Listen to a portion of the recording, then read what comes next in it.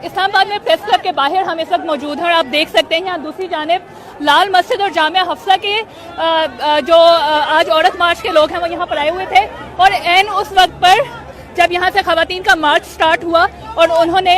D चौक की जानिब जाने की कोशिश की तो दूसरी जानिब से वहाँ से लाठियाँ फेंकी गई, पत्थर फेंके गए। आप देख सकते हैं ये पत्थर नीचे पड़े हुए हैं और पुलिस जो है वो यहाँ पे पहुंची है। यहाँ से तड़पाल जो है वो तोड़ने के बाद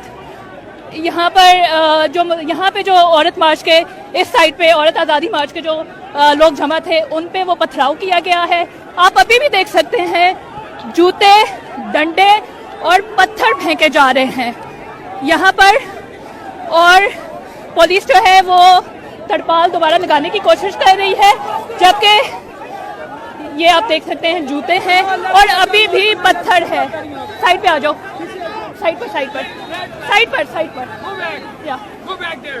तो इस वक्त यहाँ पे जो प्रोटेस्ट के लोग हैं उनके जो सिक्योरिटी के लोग हैं वो उनको पीछे कर रहे हैं और जो ट्रक है इन खवातीन का वो आगे जा चुका है।